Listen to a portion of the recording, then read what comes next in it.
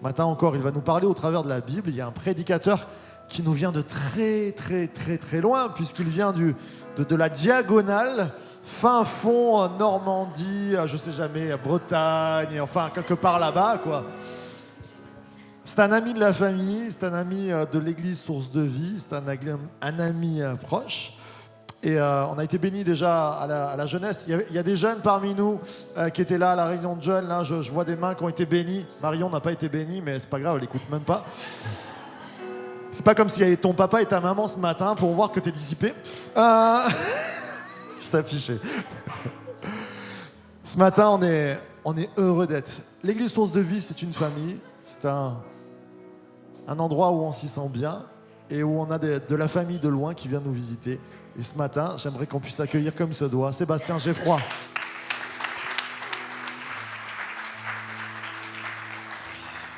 Merci beaucoup pour votre accueil. Je suis vraiment heureux de passer ces journées avec vous, passer ce temps avec vous et ces moments ici dans le Sud. Alors, j'ai un appel à faire. Est-ce qu'il y a un prof d'histoire, mais surtout un prof de géographie au milieu de nous ce matin? Est-ce qu'il y a quelqu'un qui est dans l'éducation nationale, et qui donne des enseignements sur la géographie? Non, il n'y a pas de prof des écoles. Donc il y a une carte. Est-ce que je peux vous confier une mission? C'est comment votre prénom? Pascal, je vous confie une mission. Vous allez prendre dans votre salle de classe le pasteur Marc Ambrogio. Vous le présentez comme vous voulez aux enfants. Vous allez prendre une carte de France et vous allez lui faire réciter les villes, les départements, les régions de France et l'aider à situer une différence fondamentale qu'il y a entre la Bretagne et la Normandie notamment. Et franchement...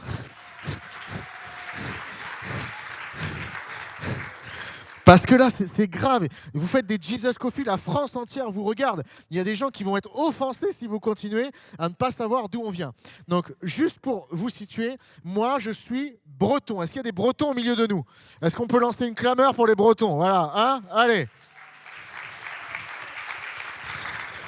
Donc la Bretagne, tu vois, c'est le nez de la France, là, tout au bout. Et je suis né à Brest, aux extrémités de la terre. Voilà. Et il y a une certaine, je ne sais pas s'il y a des rivalités ici, il y en a certainement entre régions et tout ça, mais il y a une région, alors les Bretons, on est très, très, très nationalistes. Voilà, nous, c'est un pays, tu sais, c'est même pas la France, c'est la Bretagne, c'est un peu comme la Corse. Et en fait, on a un peuple ennemi qui habite à côté de chez nous, qui sont les Normands. Voilà, la Normandie, tu vois, la Bretagne, la Normandie, tout ça. Dieu, dans sa folie, a permis que je tombe fou amoureux d'une Normande.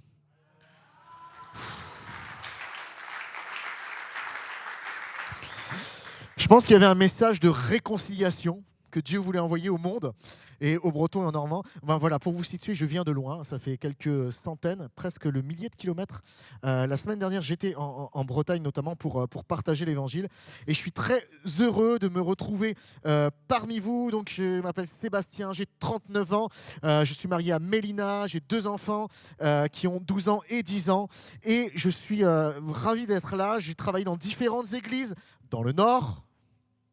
J'ai travaillé dans des églises, même dernièrement à Paris. Je sais que les supporters de Marseille qui sont ici détestent ça.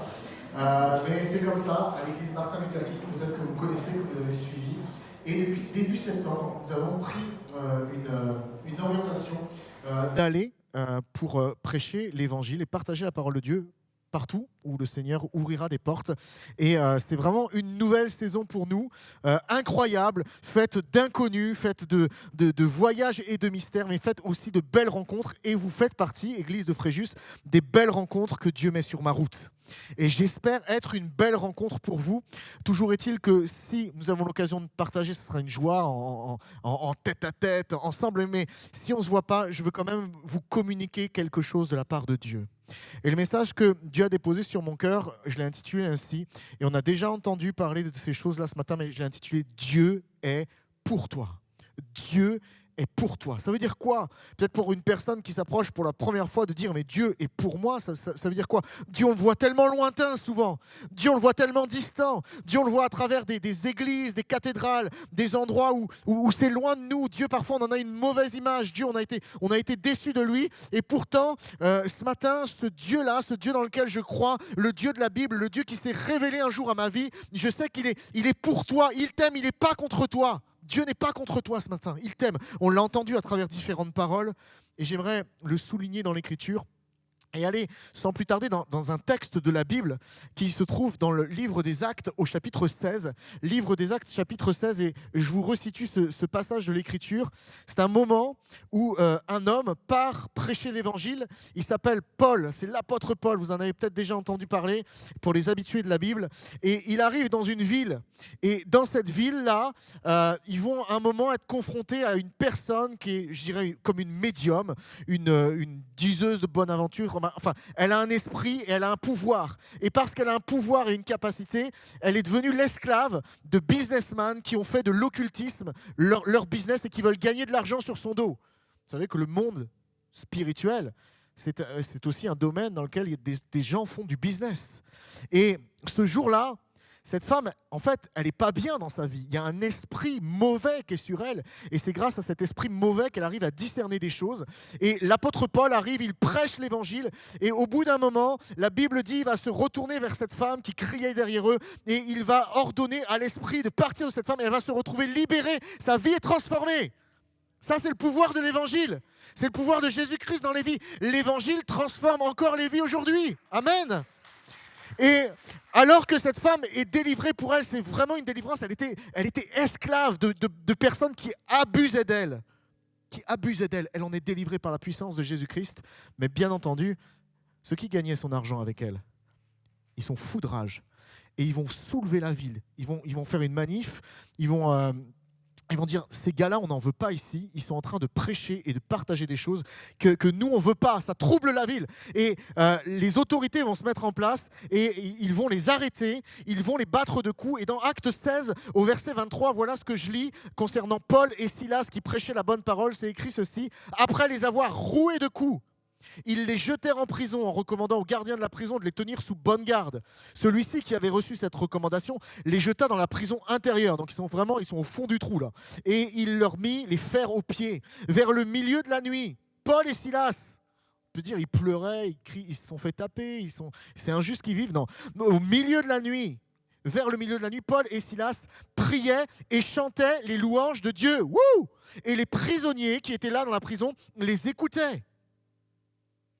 Tout à coup, il se produisit un grand tremblement de terre, au point que les fondements de la prison furent ébranlés, et au même instant, toutes les portes s'ouvrirent, les chaînes de tous les prisonniers se détachèrent, et le gardien de prison se réveilla, et lorsqu'il vit les portes de la prison ouvertes, il tira son épée, il allait se tuer, se suicider, pensant que les prisonniers s'étaient enfuis. Mais Paul cria d'une voix forte, « Ne te fais aucun mal, nous sommes tous ici. » Alors le geôlier demanda de la lumière, il entra précipitamment, et la Bible dit qu'il tomba tout tremblant aux pieds de Paul et Silas. Il les mena dehors et dit « Mais Seigneur, que faut-il que je fasse pour être sauvé, moi aussi ?» Et ils répondirent « Crois au Seigneur Jésus, et tu seras sauvé, toi et ta famille. » Amen. Et ils lui annoncèrent la parole du Seigneur, ainsi qu'à tous ceux qui étaient dans sa maison. Le geôlier les prit avec lui à cette heure même de la nuit. Il lava leurs plaies et aussitôt il fut baptisé, lui et tous les siens. Il les fit monter dans sa maison. Il mit la table et il se réjouit avec toute sa famille d'avoir cru en Dieu. Amen. Il y a une joie dans la parole de Dieu. Il y a une joie quand on croit en Dieu, une joie que personne ne pourra vous enlever. Il y a un bonheur quand on s'approche de Dieu et qu'on découvre le Dieu vivant.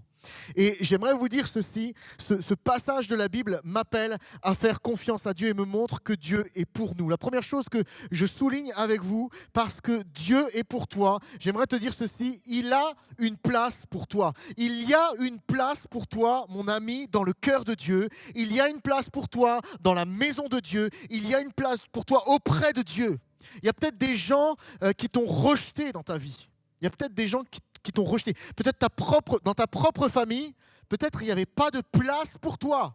Il y avait de la place pour tes frères, il y avait de la place pour tes sœurs, mais il n'y avait pas de place pour toi dans ta famille. Peut-être dans ton travail, il n'y a pas de place pour toi. Tu sais que tu es là, mais tu ne te sens pas légitime, où il y a toutes sortes de pressions et tu ne te sens pas tellement à ta place. Et moi, sur ma route, sur mon chemin, je rencontre tellement de personnes qui ne se sentent pas à leur place, qui ne trouvent pas leur place dans ce monde, qui se sentent mal. Elles sont mal dans leur peau, mal dans leur tête. Et elles disent, mais moi, j'ai pas de place, il n'y a pas de place pour moi, j'intéresse personne. Surtout dans la société dans laquelle on vit.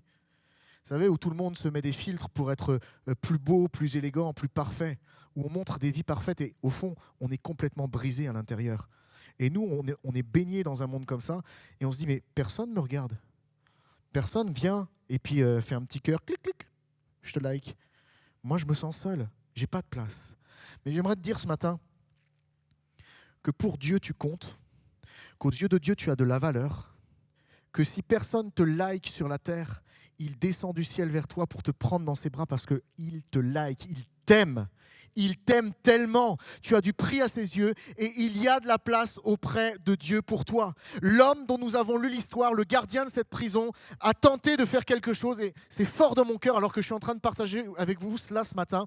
Le gardien de prison, il a vu que toutes les portes étaient ouvertes. En fait, son boulot, c'était de garder les gars et il se dit, il n'y a plus personne, ils sont partis. Et à cette époque-là, s'il se loupait au boulot, c'était terminé, on allait le tuer. Donc il se dit, plutôt qu'on me tue, je vais me tuer moi-même. Il a perdu tout espoir. Et sa seule solution, c'est le suicide. Alors, je ne sais pas, je vous vois, on se regarde ensemble là. Semble-t-il, vous semblez aller bien. Et j'espère que vous allez bien. Mais néanmoins, je dois de la part de Dieu dire ceci. Est-ce que tu as eu ces derniers temps une pensée de suicide ? Qui a dit ça ? Lève la main, toi qui as dit ça. Toi, tu as dit ça. Dieu ne veut pas que tu te suicides. Dieu veut te donner la vie, mon ami. Comment tu t'appelles ? Jean-Luc ? Est-ce qu'on peut acclamer l'œuvre de Dieu ? Est-ce qu'on peut acclamer fort pour dire Dieu va être vainqueur ? Dieu va être vainqueur.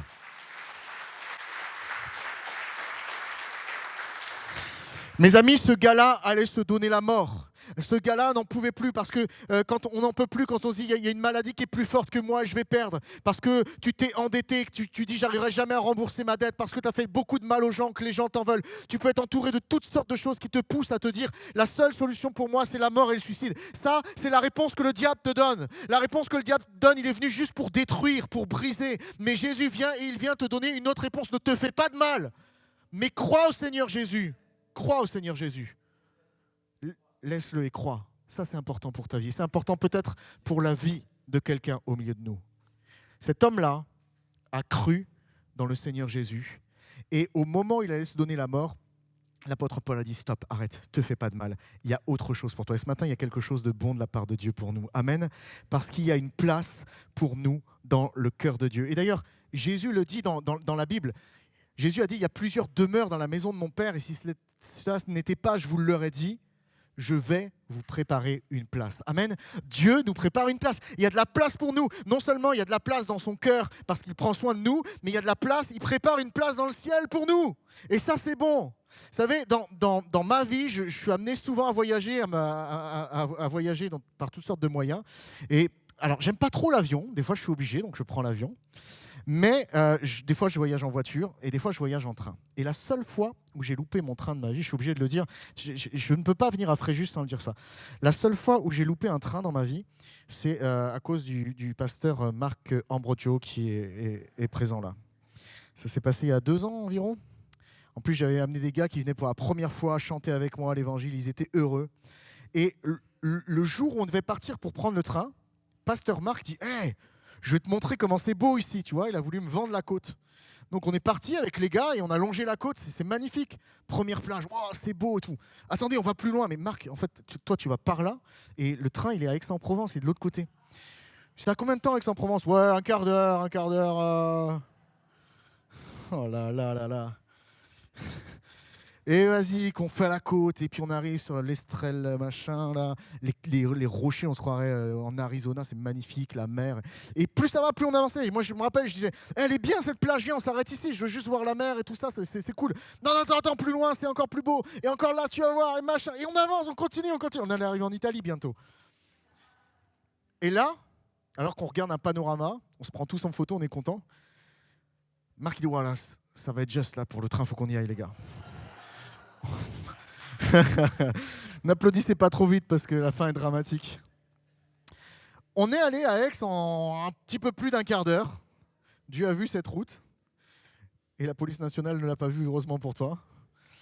Et quand on est arrivé avec tous nos bagages, ouais, allez-y les gars, c'est bon, nos guitares et tout, le TGV il est parti devant nous comme ça. Et en plus c'était le week-end de Pâques, je crois. Et enfin, bref. Le seul train que j'ai loupé dans ma vie, c'est Pasteur Marc. Mais, je vous dis ceci pourquoi. Parce que là, dernièrement, j'ai repris le train. Et je suis rentré de plusieurs jours, j'étais en déplacement, je suis rentré de plusieurs jours. Et vous savez, quand vous arrivez à Paris, il y a des changements de gare. Je suis arrivé pareil, avec toujours ma guitare, la Bible, les valises. Quoi. Je prends le métro, je traverse et j'arrive une heure avant, je répète après, une heure avant au train.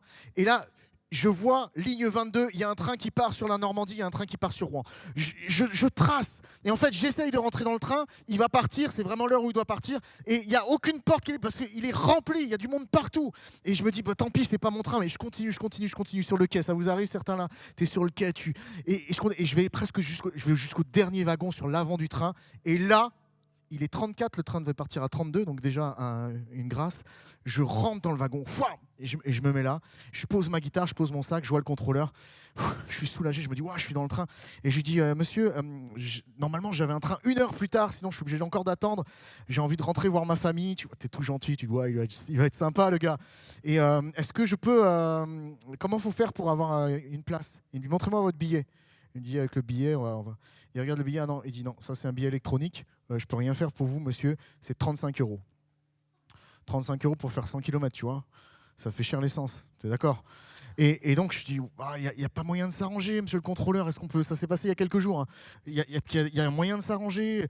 Et il me dit, ouais, vous pouvez, vous allez dans le train, vous asseyez, on va venir vous contrôler, ça sera 135 € d'amende. Je dis, ok, c'est cool comme solution, il n'y a pas d'autre solution. Et la porte, elle se refermer, il rouvre la porte pour me dire, monsieur, vous allez sortir. Et là, le Saint-Esprit m'inspire une idée complètement folle. Je dis, et si je vous dis que je connais Tony Intel? Et il me regarde. Vous allez comprendre pourquoi. Il me regarde, il fait, je déteste ce gars-là. Et je me dis, Seigneur, tu es censé m'inspirer des idées intelligentes, tu vois. Et en fait, c'est encore pire. C'est encore pire. Et je le regarde, je ne sais pas quoi faire. On se regarde droit dans les yeux. Je lui dis déjà, c'est une scène absolument folle, tu vois, le train, il devrait partir, il n'est pas parti, il est là, il veut que je ressorte. Et il me dit, je ne peux pas supporter ce gars-là. Et là, je penche mes yeux par terre et puis je relève les yeux. Et là, il se marre, il me fait, mais comment tu connais Tony? Et là, en fait, Tony, c'est mon voisin perdu dans un village de Normandie, qui travaille à la SNCF et qui se trouve être un ami de ce contrôleur de train qui est juste devant moi. Est-ce que c'est fou ou c'est pas fou? Alors, il me dit, tu dis à Tony, il me paye un apéro et toi, tu rentres dans le train. Wouh!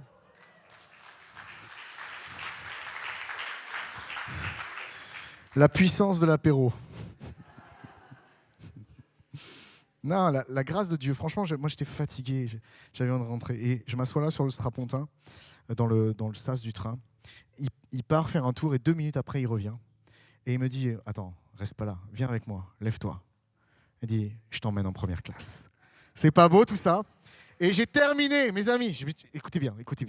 J'ai terminé dans un petit carré avec la climatisation en première classe. J'avais mis mes valises partout, j'avais le wagon pour moi. C'était extraordinaire. Dieu est bon, n'est-ce pas? Amen. On peut acclamer la grâce de Dieu, son œuvre. Et pourquoi je vous dis tout ça? Grâce à un nom, mais c'était improbable, c'est la seule porte, hein, vous imaginez, vous sentez le truc. Mais grâce à un nom, j'ai eu une place en première classe. Grâce au nom de Jésus, tu as une place dans le ciel, mon ami. Amen. En première classe. T'es pas un gars que Dieu regarde en seconde classe, il te met en première classe. J'avance avec vous parce que le temps passe sous mes yeux. Dieu a une place pour toi. Et j'aimerais aussi te dire, parce que tu comptes pour Dieu, Dieu a aussi une parole pour toi. Il y a de cela 1 mois et demi, je me retrouve à 700 km de chez moi. Je retrouve un ami à moi en bas des montagnes. J'ai passé un petit itinéraire ces derniers temps dans les montagnes.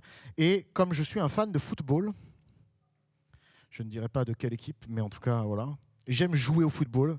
Je me retrouve sur un terrain de foot et je joue sur un petit city-stade avec des gens que je ne connais pas. Et alors que je suis en train de jouer au foot, je vois dans mon axe un jeune qui est en train de lire plus loin, que je ne connais pas du tout puisque je viens de 700 km.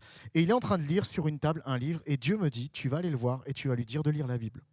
Et moi, je dis, Seigneur, j'aimerais bien marquer quelques buts avant d'aller le voir et de lui dire d'aller lire la Bible, je ne comprends pas. Et à chaque fois, en fait, qu'il y a une action, et pourtant, je vous dis, je suis un mordu de foot, hein, j'aime jouer au foot. À chaque fois qu'il y a une action, Je ne regarde même plus le but. Il n'y a que ce gars-là. Et Dieu me dit, tu vas aller. Et moi, comme je suis un peu têtu, on est têtu parfois avec Dieu. Mais en fait, au bout d'un moment, on apprend à reconnaître sa voix. Je termine quand même mon match. Et je me dis, peut-être le gars, il n'est plus là. Tu vois, je suis comme ça, tu es comme ça. Hop. Et le gars, il est toujours là. Et Dieu me dit, maintenant, tu y vas. Alors, je m'approche. Je vais le voir. Et je lui dis, mon ami, qu'est-ce que tu lis ? Et là, le gars, il se penche, il me regarde, il a un regard complètement perdu. Et il me dit, je lis un livre sur les zombies. Là, je me dis, Seigneur, dans ma tête, pourquoi tu me dis de dire à un gars de lire la Bible alors que lui, c'est un gars qui visiblement ne te connaît pas beaucoup, n'a pas trop envie de toi, et plutôt à lire des choses sur les zombies et la mort. Qu'est-ce que je fais là ? Et j'écoute le Seigneur et je lui dis, écoute, je viens te dire que c'est bizarre, mais j'aimerais t'encourager à lire les évangiles, à lire la Bible, à plonger tes regards dans la Bible, parce que ça, c'est un livre qui va t'apporter ce dont tu as besoin. Et là, le gars, il pose son livre et il me dit, pourquoi tu me dis ça ? Et je dis, je te dis ça, tu vas me prendre pour un fou, mais parce que dans mon cœur, Dieu me dit de venir te voir et de te dire que le livre que tu dois lire, c'est les évangiles et c'est la Bible.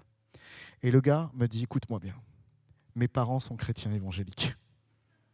Depuis tout petit, ils m'ont dit de lire la Bible, mais j'ai jamais voulu. Et aujourd'hui, je suis parti de chez mes parents, je suis tombé dans une secte, je suis complètement perdu, je ne sais plus où aller. Et toi, tu viens d'où pour me dire ça ? Je dis, moi, j'ai fait 780 km et un match de foot pour te dire que Dieu dit de lire la Bible. Et ce gars-là, sur ce banc-là, sur sa chaise, il était scotché. Et il m'a dit, je suis tellement touché, je sais que c'est Dieu qui me demande de revenir à lui et de revenir dans sa parole. Amen. Et si je vous dis ça ce matin, c'est parce que je crois une chose, c'est que Dieu nous appelle à lire sa parole. Dieu nous appelle à lire sa parole. La parole de Dieu, elle est importante. Jésus répondit dans Matthieu 4,4, il est écrit « L'homme ne vivra pas de pain seulement, mais de toute parole qui sort de la bouche de Dieu. » Tu as besoin de plonger tes regards dans la Bible, dans ce livre-là. Il ne doit pas rester sur ton étagère. Parce que je sais que chez nous, on a du temps pour Netflix, on a du temps pour nos téléphones, on a du temps pour toutes sortes de choses et on n'a plus le temps pour la Bible. Et tu dis peut-être, ouais, moi j'aimerais bien revivre quelque chose avec Dieu, sentir Dieu dans ma vie. Quand je viens à l'église, des fois, je ressens rien. Et en fait, tu ne te nourris pas. Dieu veut te donner à manger tous les jours. Son restaurant, il est ouvert tous les jours, jour et nuit, 24 heures sur 24, en drive si tu veux, tout ce que tu veux. Et ce n'est pas du fast-food. C'est un pain qui te donne la vie. La parole de Dieu est remplie de trésors et nous, on le néglige parce qu'on préfère Netflix. Écoutez-moi bien. L'homme ne vivra pas de pain seulement, mais il vivra de toute parole qui sort de la bouche de Dieu. Et je crois qu'à travers son livre, eh bien Dieu, il veut nous encourager et il t'appelle ce matin à retourner dans sa parole. C'est quelque chose que je suis venu vous dire de la part du ciel. Retourne dans la parole de Dieu. Et si tu ne comprends pas, demande aux pasteurs, demande aux encadrants, demande aux gens de t'aider. Prends des passages de la Bible simples, lis dans les évangiles, lis des psaumes, lis des paroles qui vont changer et bouleverser ta vie. Je sais que c'est un appel de Dieu parce que Dieu est pour toi, il a une place pour toi, mais il a aussi une parole pour toi. Alors prends sa parole, saisis-la et tu vas voir, ta vie va être transformée. J'aimerais vous dire ceci aussi ce matin, c'est que Dieu, dans sa grâce et dans son amour, il a une famille pour toi. Ça, c'est une bonne nouvelle. J'aime bien en fait parce que j'ai remarqué dans votre église, toutes les églises ne le disent pas, mais vous dites souvent le mot famille. La famille, source de vie. Hein, c'est ça. Il y a des mots qu'on retient de chez vous, de Jesus Coffee, hop là. Et il y en a, ils me prennent pour un fou, mais en fait, ceux qui ne savent pas, ils font une émission dans cette église qui est formidable, qui s'appelle Jesus Coffee. L'été, c'est Jesus Smoothie. Enfin, vous êtes géniaux. Et c'est clac, une pensée de Dieu qui vient booster votre journée. Je vous encourage à vous abonner. Ça, tu vois, je l'ai fait pour toi. Ça ne rattrape pas. J'aimerais vous dire ceci, c'est que parce que Dieu est pour nous, il a une famille pour nous, et cette famille, c'est l'Église. Et parfois, on peut être déçu par l'Église. Parfois, on peut avoir vécu des choses difficiles dans l'Église. Parfois, on peut avoir connu des blessures, et celui qui vous parle ici vous dit de tout mon cœur, j'aime l'Église, mais j'ai été tellement déçu et blessé par l'Église. Pas par Dieu lui-même, mais par des gens dans l'Église qui m'ont fait beaucoup de mal. Tellement de mal que j'ai voulu tout abandonner. Tellement de méchanceté que j'ai voulu tout laisser. Tellement de jours où j'ai pleuré, où j'étais complètement perdu. Vous allez me dire, mais pasteur, tu es en train de nous dire que dans l'Église, ça t'a fait du mal, mais ça ne sert à rien d'y aller. Je n'arrive pas à expliquer comment. Mais parfois, dans une famille, il y a des choses qui sont difficiles. Quand je regarde dans la Bible l'histoire de la vie de Joseph, c'est ses propres frères qui l'ont blessé, qui l'ont rejeté, qui l'ont fait passer pour mort, qui l'ont mis au fond du trou, qui l'ont abandonné. Ses propres frères, sa propre famille. Et pourtant, l'histoire de Joseph est extraordinaire parce que des années après, parce qu'il va choisir de pardonner, il va sauver toute sa famille. Il va retrouver toute sa famille. Il va être une bénédiction et cette famille va être bénie de Dieu. Et moi, je crois que l'Église, c'est le lieu où Dieu nous bénit, même si parfois on reçoit des blessures, on reçoit des coups. Regardez, Paul et Silas ont reçu des blessures et ont reçu des coups. Ils sont en prison et qu'est-ce qu'ils font? Ils font l'Église.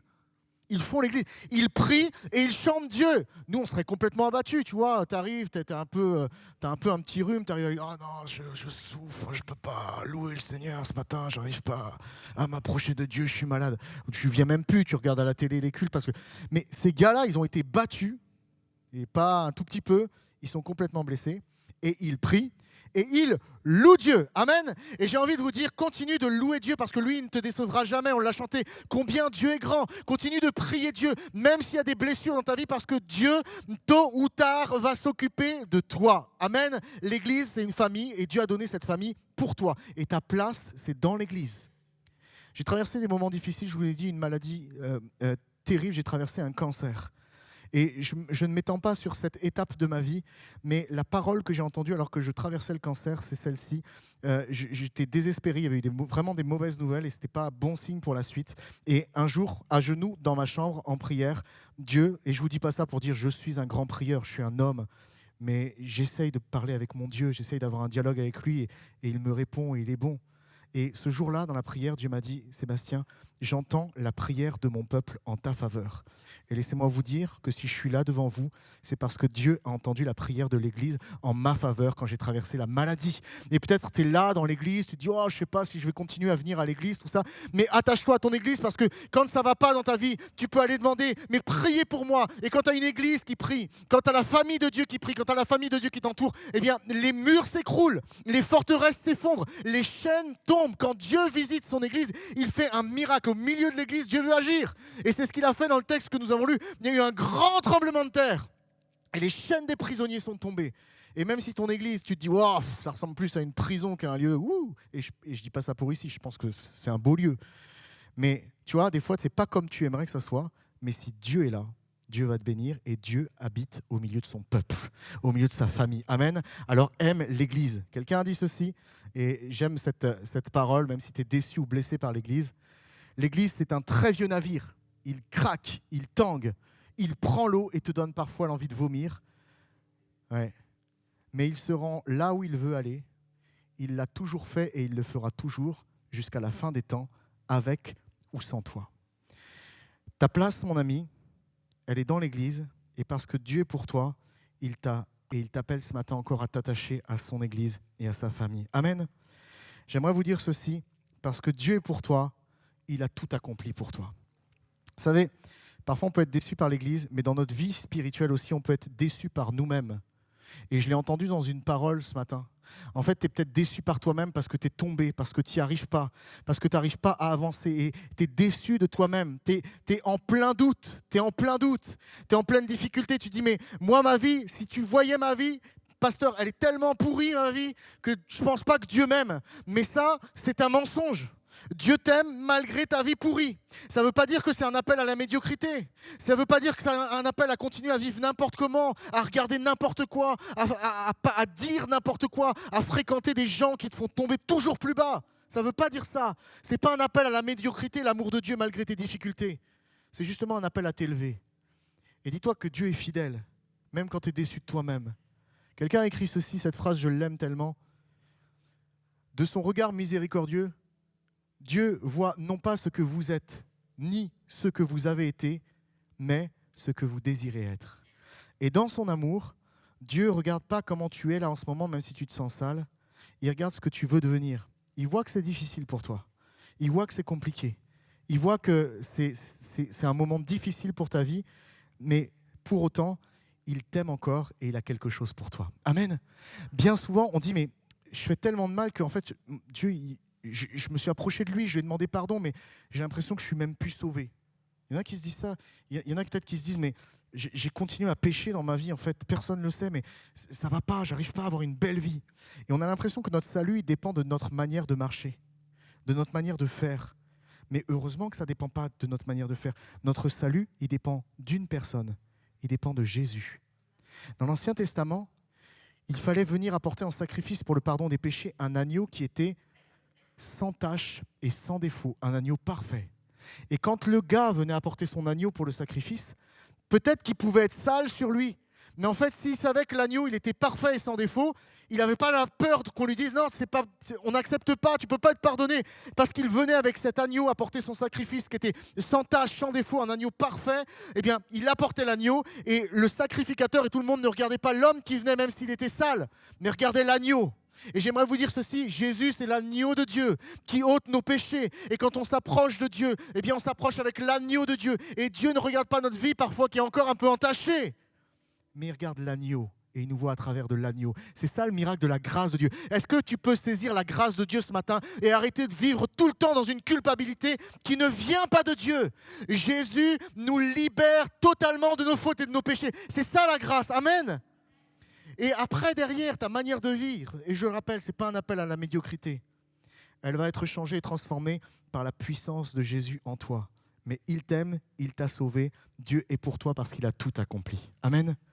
On termine ce matin, et je vous dis ceci, et ça c'est pour peut-être ceux qui sont dans la difficulté, mais c'est l'apôtre Paul qui disait ça. Frère, je ne pense pas avoir saisi, être à la perfection, mais je fais une chose, oubliant ce qui est en arrière, et me fixant vers ce qui est en avant, me portant vers ce qui est en avant, je cours vers le but, ça c'est pour le supporter de l'OM, pour remporter le prix de la vocation céleste de Dieu en Jésus-Christ.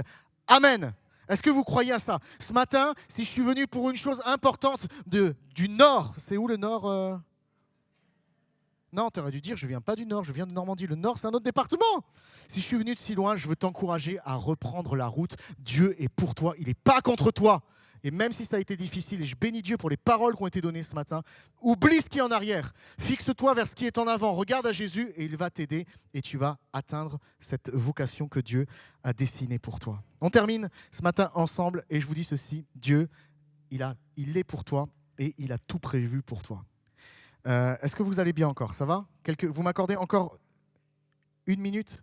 C'est bon? Ouais, quand un pasteur dit 1 minute, c'est jamais 1 minute, mais... Laissez-moi quand même finir avec ces mots. Cet été, alors que j'étais en congé en montagne, il y a beaucoup de choses qui sont venues dans ma tête parce que mon mode de vie allait complètement changer. Et j'allais quitter toute sécurité, on va dire, que j'avais eue habituellement jusqu'à toutes mes années de pastorat pour rentrer dans un mode de fonctionnement un petit peu nouveau, qui est vraiment une aventure de la foi. Et j'étais agité au-dedans de moi, j'étais inquiet et angoissé. Hey, Seigneur, on veut faire des choses extraordinaires pour toi. Et puis au moment où tu y vas, tu vois, tu dis, wow, en fait, c'est grand la montagne, c'est haut la montagne, c'est plus haut que ça me dépasse, je ne vais pas y arriver. Seigneur, je ne vais pas y arriver. Et tellement à me répéter, je ne vais pas y arriver, que j'étais angoissé, pas bien, et j'étais en pleurer. Et je me rappelle, je suis avec mon épouse et mes enfants sur un chemin de montagne, perdu en montagne.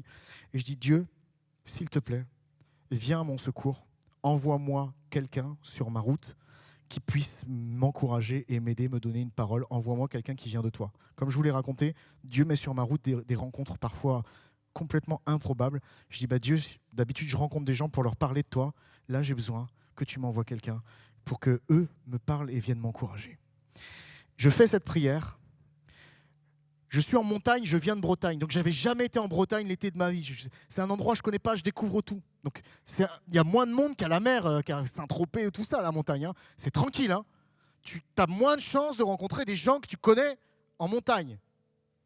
Et là, alors qu'on marche 2 heures après avoir fait cette prière avec mon épouse qui m'avait vu même pleurer et être bien, elle me dit, mais Seb, allez, elle essayait de m'encourager, mais c'était difficile. Je marche sur une base, à côté d'un lac. Et là, je suis en train de marcher et j'entends quelqu'un qui dit « Sébastien ». Je me retourne. Et là, ce sont des amis d'enfance, chrétiens, engagés avec Dieu, qu'on n'avait pas vus avec mon épouse depuis des années. Et elle nous dit « Mais qu'est-ce que vous faites là ?»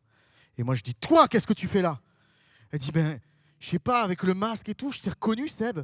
Je dis, mais comment t'as fait? Elle dit, je sais pas, en fait, on se baladait en famille et mon mari, il a dit avec les enfants, on va dans cet endroit-là. Il est parti sur un bord du lac et moi, j'ai dit avec l'autre enfant, on va sur ce bord du lac. C'est beau les couples comme ça qui se séparent pour un temps, hein. Juste pour un temps. Et en fait, elle est passée à côté de nous, elle nous a reconnus. Et là, dans ma tête, j'ai fait, Seigneur. Enfin, j'étais heureux, mais j'avais envie de pleurer en même temps. Je me dis, c'est pas possible. Et ces gens-là nous ont dit, mais en fait, on est là quelques jours en vacances. Et on est super heureux de vous retrouver. Enfin, on s'est retrouvés. Il y avait vraiment une histoire commune. Mais mon épouse, ça faisait 6 années qu'elle les avait pas vus. Et moi, il m'avait croisé une fois dans une église, mais on n'avait même pas eu le temps de se voir. Donc, ils habitent dans la Sarthe. C'est un autre département. Tu apprendras. Et c'était impossible d'être au même endroit, au même instant. Pourquoi la prise des tours? Parce que Dieu entend les prières, amen. Et parce que Dieu, il pourvoit dans nos vies. Et parce que Dieu, il sait dans quel état on est. Parce que Dieu est pour nous, il ne nous abandonne jamais. Et ce jour-là, ils nous ont dit, mais dans 2 jours, venez à la maison, on fait un repas, on fait une fondue savoyarde. Wouh! J'ai en plein été, une fondue savoyarde, vous n'êtes pas bien. Il n'y avait que du soleil. Ce soir-là, mes amis, j'étais dans leur chalet, autour d'une fondue savoyarde, et dehors, il y avait un orage. Comme jamais, parce que les orages de montagne, vous savez peut-être mieux que moi j'ai découvert, mais c'était d'une violence inouïe. Et moi j'étais là, la table était pleine, on parlait des choses de Dieu, il nous encourageait, il nous racontait des choses qui nous faisaient vraiment du bien. Et dehors c'était l'orage, et Dieu m'a dit, tu vois Seb, je t'ai dit que j'avais tout prévu, je t'ai dit, ne t'inquiète pas sur ton chemin, je suis avec toi. Amen. Et si Dieu a été avec Paul, si Dieu a été avec ce geôlier, si Dieu a été avec Silas, si Dieu est avec moi, ce que je vous raconte là, je ne vous raconte pas juste pour une histoire, c'est parce que Dieu, il est à 2000% avec vous aussi, mes frères et sœurs, sur le chemin de votre vie. Et parfois, on a tendance à oublier notre Dieu. Et j'aimerais qu'à travers ces moments, on puisse vraiment réaliser que Dieu est pour nous. Dieu est pour nous. Il est avec nous. Il n'est pas contre nous. Il nous a préparé une place. Il nous a préparé une parole. Il nous a préparé une famille. Il a tout accompli. Il l'a fait pour nous. Amen. Et il a tout prévu. Parce que sur le chemin, sur cette terre, eh bien, il a promis, il a dit, je serai tous les jours avec vous jusqu'à la fin du monde. Amen. Est-ce qu'on peut acclamer l'œuvre de Dieu?